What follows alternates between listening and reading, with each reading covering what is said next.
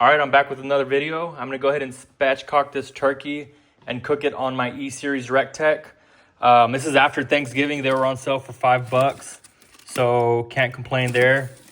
Pretty big bird. I'm gonna go ahead and get it in a brine and get it on the smoker, so I'll show you the steps. All right, here's my brine. So what you're gonna put in it is 1 gallon of vegetable stock. It's pretty much 4 of those containers you see at the store. 1 cup of kosher salt, half cup of brown sugar, 1 tablespoon of whole black peppercorns, half tablespoon of allspice berries, and half tablespoon of candied ginger.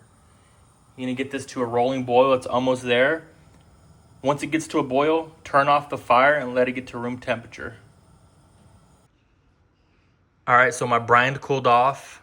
What you're gonna do is get a gallon of heavily iced water in either a 5-gallon bucket or a brine bag. I'm using a brine bag, I found one. So what you're gonna do is mix the two together, and then you're gonna go ahead and put your turkey in there for 24 to 48 hours. Typically you want at least 1 hour per pound. I'm gonna go ahead and put it in for a couple days. I'm in no rush, so I'll put the turkey in and show you what it looks like after. All right, there's the bird in the bag. You want it fully submerged. I usually put it in the bucket so that way I can put the breast side down and it's always, in the brine.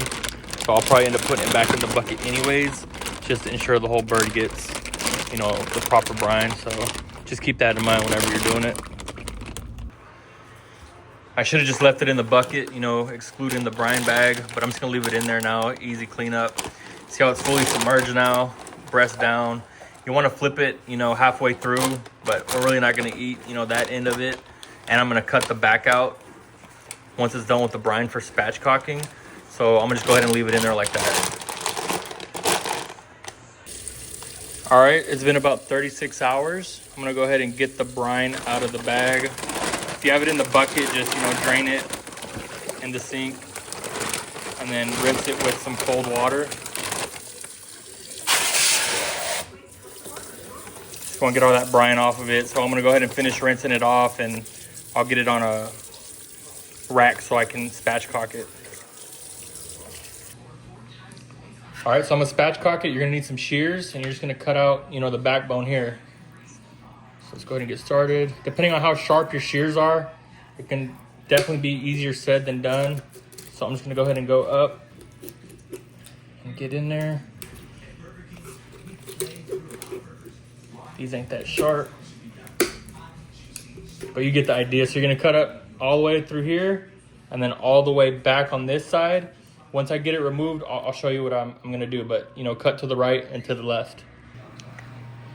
All right, so again, you're gonna cut it on both sides. It's not gonna be pretty. This is just that backbone. I mean, I'm gonna discard of it. Some people use it for, stocks and stuff like that, or gravy. And then you just wanna score it here to kind of be able to spatchcock it. So once it's open like that, of course you want to clean this up. This is, the dirty side. It's not going to be the presentation side. Then flip that bad boy over. These tend to get, burnt a little bit, so I'm just going to tuck them behind, the breast right here. So you just grab it and you just tuck it behind there. It's like it's hanging out. It's out the way. This was in there. This is going to pop out, when it's ready. I'm not a fan of them. I'm not going to remove it. That could potentially, dry out the meat and, let all that brine get out. So I'm going to leave it there. And I'm going to go ahead and pat it dry. And then I'll put a light binder on there and we'll put a rub on there. So stay tuned. Yes. All right, so now you want to put a binder on it. I'm just going to do a little bit of olive oil. You don't want too much. I'm just going to do a little drizzle. Make sure you get that coated. You can do the back side. I'm just worried about the presentation side. Remember, all of the flavor was in the brine. So I'm just going to do a little bit of turkey seasoning just for color and just added, another layer. So I'm going with, John Henry's turkey seasoning. Again, I'm just going to put a light coat on it just for color and presentation. Sometimes I do the back side. You want to do that first so that way you don't mess up your presentation side. But you don't got to get too fancy with it. Again, this is just a quick layer of flavor. And that's pretty much it. All right, I'm about to fire it up. It's an ugly day here in Texas, but that's not gonna stop me from cooking. Let me go ahead and turn it on. I'm gonna go ahead and get it to 350. Poultry, you know, you don't want low and slow. You want it hot and fast. So let's get it to temp and then I'll throw it on. All right, I got it on. Got it probed. 350. Got the timer on. Let's see how long it takes to get to temp. All right, it's been about 2.5 hours. It's the first time looking at it. Pretty good.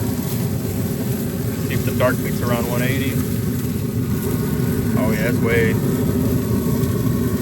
still tender and juicy. Yep, probably left it on a little bit too long, but it'll do.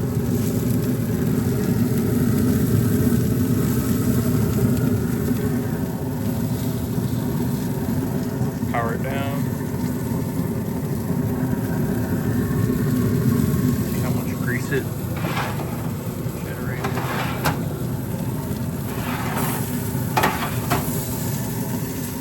Wrap it up. Let me know what you guys think.